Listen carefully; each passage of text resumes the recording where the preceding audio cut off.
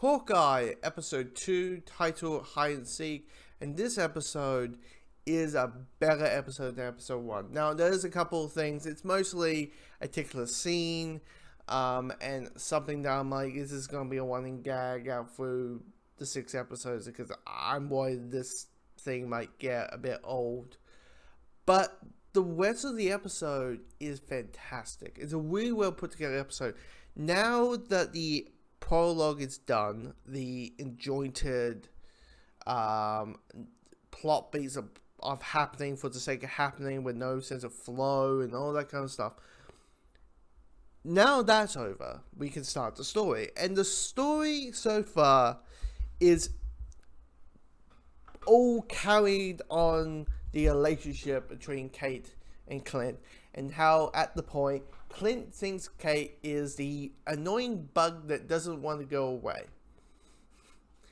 That all he wants is his goddamn woman costume, and things are happening, and things are out of his control, and now he wants, and now Kate's into the picture because there's X, Y, and Z and all that kind of stuff, and it's just entertaining. I like the banter between the two characters. I mean, the thing about it, if you really think about it, the why and die aspect of this show, all driven on the chemistry, the relationship, the friendship, the partnership that will be available out through the 6 episodes between Kate and Clint. And if that does not work, the rest of the show just falls apart, if you think about it. Because if you think of something like Lethal Weapon, if the chemistry, the partnership between Murtaugh and Wiggs, picture that. It wouldn't be, Lethal Weapon 1, 2, 3, 4, and technically 5 with, Wiggs, Murtaugh, directing the film. But, and a TV show. And that's what we got here with Hawkeye, and it works. Even if, at this point, Kate is the bug on the shoe, or the gum on the shoe that just want to clear away. Even if, here's the thing about it, and I think, even though we know Clint as Hawkeye, well, in the comics, Kate Bishop is also Hawkeye. It's Hawkeye and Hawkeye. It's a Batman and Robin situation, but they like to call each other the same code name, right? So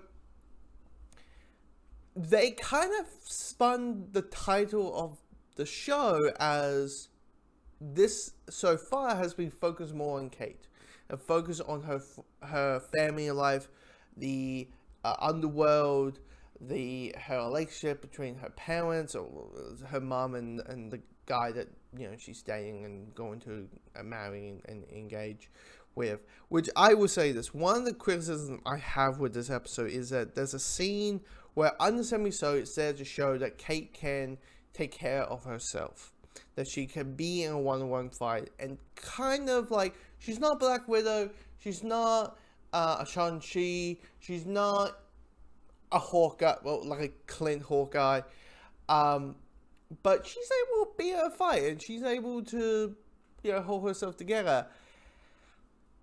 So they do a fencing scene between Kate and her possible stepfather, and I'm like, is this needed? I personally would love to be, holy shit, she can fight, oh my gosh, she can hold herself together, whenever there's an action sequence, wherever the first action sequence, if it is the car chase, if it is a foot chase, is a fist fight, whatever, I'm that person who's let the characters find out along with the audience. Let Clint find out how capable she actually is when the audience also finds out, because with also the reveal, because there's a sense of a bit of a mystery knowing there's a murder, I'm just have that tied in, just have, I don't want to hit spoilers, but have that item in the scene, and then you have the rest of the episode. Also, it's kind of funny with situation. But one of the things I'm a little bit like, oh, I'm worried about this guy getting a bit old, is everyone. We have like 5 or 3 or 2. I don't know how many episodes, how many times. And Kate does it a lot. And thank goodness they got like someone like Haley Steinfeld, because Kate going all fangirly and going like, oh my god, it's you, Hawkeye, oh my god, you're an Avenger, you're my favorite Avenger, blah, blah, blah, blah, blah. There's a risk of her becoming annoying, and Haley Steinfeld knows how to, like, well that into, like, oh my god, excitement, starstruck, it's you, it's Hawkeye, Avenger, saving everyone, saving the world 6 billion times, technically like 3 times. Without making her sound annoying. Now, outside Kate, we have gotten fanboy, fangirl stuff happening like 3 times in the last 2 episodes. 3 times per episode. I'm like, is this gonna be a running gag of like every New Yorker's gonna say the words, oh my god, it's you! Oh, thank you for saving the planet, Hawkeye. Oh, it's Hawkeye, oh my god, is this gonna be a thing? Even though I do like the line when he's trying to get the woman costume back, and he says the line, and I fight Thanos, and he has to continue the thing that he had to do. I try not to hit spoilers here. And I do like the concept of like the police department are like, yeah, we know who you are. We don't give 2 shits. Like, I was glad with this episode that there's a brief fight, action, I don't want to say what it is, but it doesn't feel like what I felt with the first episode, which was, okay, it's a comic book show, it's a Marvel show, it's an MCU show, and we need to please those people who just want to see things blowing up. So here's an action sequence, here's a fight scene that feels completely useless. We didn't have that. It felt, once again, episode 2 felt more inherent. It flowed. It felt, every decision felt like a purpose to the story, and I like that. And and with the ending, clearly, my guess, the woman that we see at the end of the episode is Echo, who will have a spin-off show. So next week we'll probably fully meet her, and then we'll be like, Marvel, do you want to do a second act with the Echo spin-off? Or we're like, give us that Echo spin-off, please, Marvel. Where's our ticket? Come on.